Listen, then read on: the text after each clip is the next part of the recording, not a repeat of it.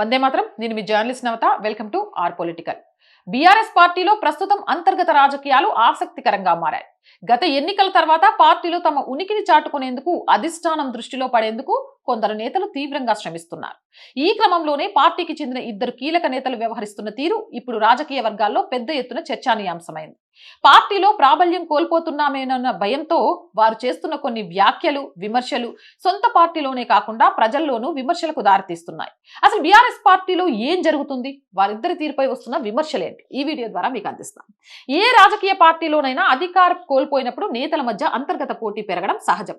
BRS పార్టీలో కూడా ఇప్పుడు సరిగ్గా ఇదే పరిస్థితి కనిపిస్తోంది. పార్టీ పగ్గాలు, భవిష్యత్తు నాయకత్వం ఎవరి చేతుల్లో ఉంటాయనే దానిపై అగ్ర నాయకత్వం క్లారిటీతో ఉన్నప్పటికీ ద్వితీయ శ్రేణి, ప్రాంతీయ స్థాయి నేతల్లో మాత్రం ఒక రకమైన అభద్రతా భావం నెలకొంది. ముఖ్యంగా పాడి కౌశిక్ రెడ్డి, బాల్కా సుమన్ లాంటి నేతలు తాము పార్టీలో అత్యంత కీలకమైన నాయకులమని నిరూపించుకోవడానికి తాపత్రయపడుతున్నారు.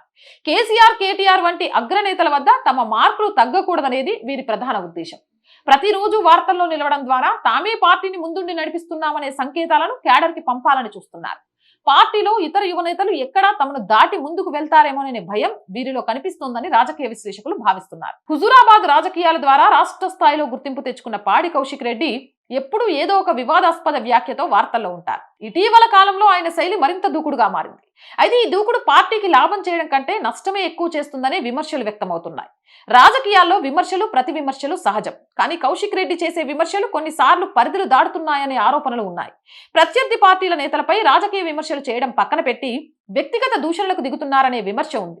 సెంటిమెంట్ను రగిల్చేలా, సమాజంలో లేనిపోని వివాదాలు సృష్టించేలా ఆయన మాటలు ఉంటున్నాయని సొంత పార్టీ నేతలే గుసగుసలాడుకుంటున్నారు. హుజూరాబాద్ నియోజకవర్గంలో పట్టు నిలుపుకోవడంతో పాటు ఉమ్మడి కరీంనగర్ జిల్లా రాజకీయాల్లో తనకంటూ ఒక ప్రత్యేక ముద్ర వేసుకోవాలని కౌశిక్ రెడ్డి భావిస్తున్నారు.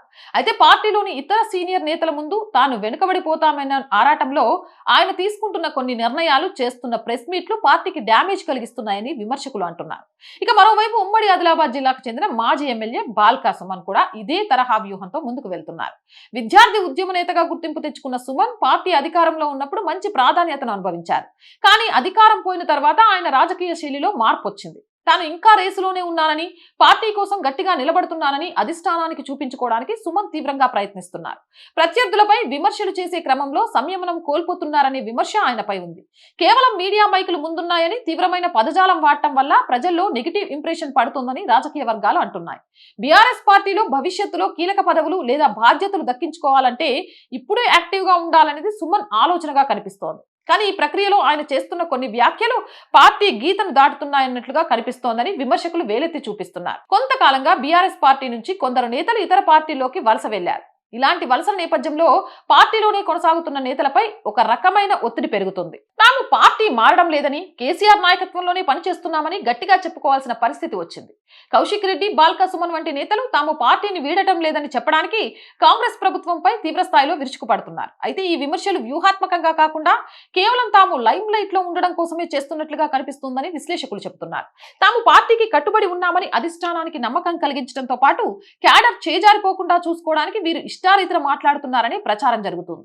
ఈ ఇద్దరు నేతల వ్యవహార శైలి వల్ల బీఆర్ఎస్ పార్టీకి మేలు జరుగుతుందా అంటే మిశ్రమ స్పందన వస్తోంది. కొంతమంది క్యాడర్ వీరి దూకుడును సమర్థిస్తున్నప్పటికీ మేధావులు, తటస్థ ఓటర్లు మాత్రం దీనిపై పెదవి విరుస్తున్నారు.